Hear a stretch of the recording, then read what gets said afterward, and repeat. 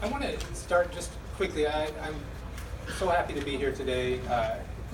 When I was just out of college, I did a thing called Teach for America, which is like Peace Corps for teachers, and I was in college in Utah, and I went to New York City. I had a son who was 6 weeks old when I left, and drove to New York City, basically never been there before, in a Ryder truck, drove across the George Washington Bridge, pulled up to this apartment that I'd never seen before, which was in a fairly shady place because I had never been there, and it was a little scary, and my wife was crying, and we ended up finding we found a decent apartment, but it wasn't great, and had mice, and we lived there for a year.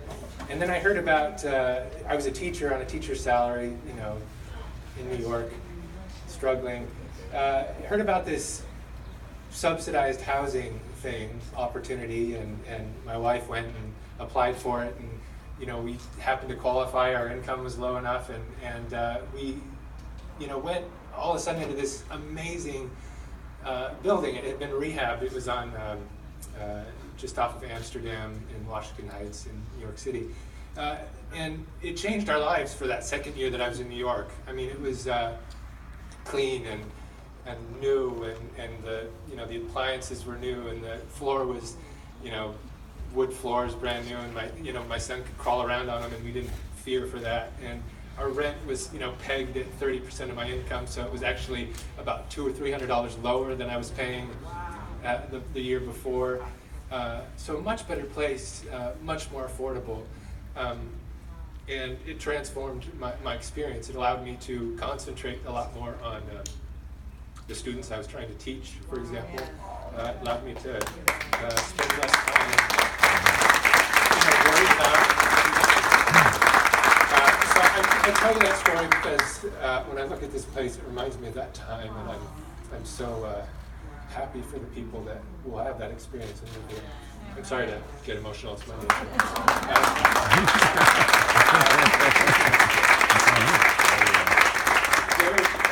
It's so fitting that this is the week after Easter. When we celebrate Easter, and for those of you who aren't religious, it's the beginning of spring, right? It's a time of renewal, a time when things which are old and things which are cold and dead and broken rise again.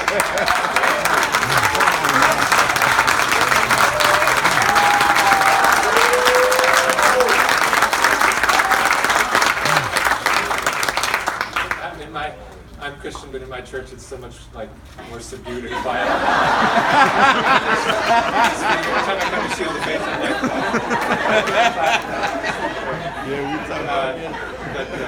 it's wonderful. But so the symbolism of rebirth. A couple things I want to say about that. First of all, I think I'll never forget the people that were here.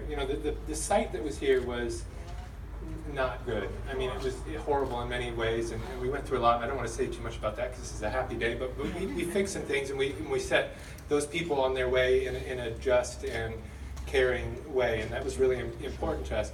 But in the very ground here is the soul of those people who struggle and those people who are on the lowest rungs. And as we build this place, we think about them and we wish them well.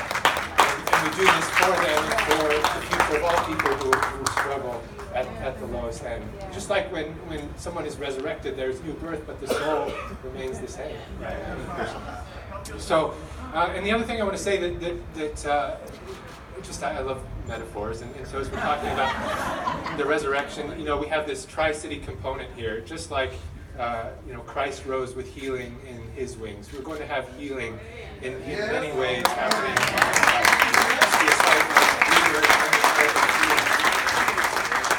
I'm so proud of what's going on here. I just want to thank again Shield of Faith and Related and Tri-City Mental Health, Tony Navarro. I want to thank Don Prine too, because he's the Tri-City Mental Health.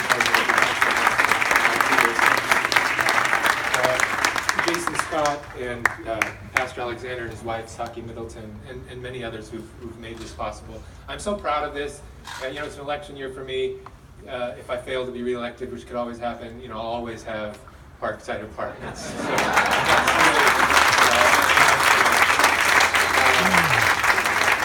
So this represents the best of what of what government is about, of what community is about. You know, it's taking care of people. It's using the incentives and the tools that we have to provide for everyone and leaving nobody behind.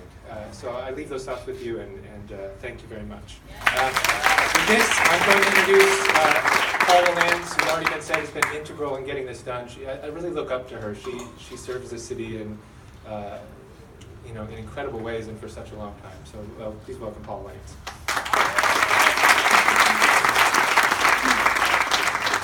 Thank you very much, John. And I appreciate you bringing the chairs to this ceremony because I brought them last time.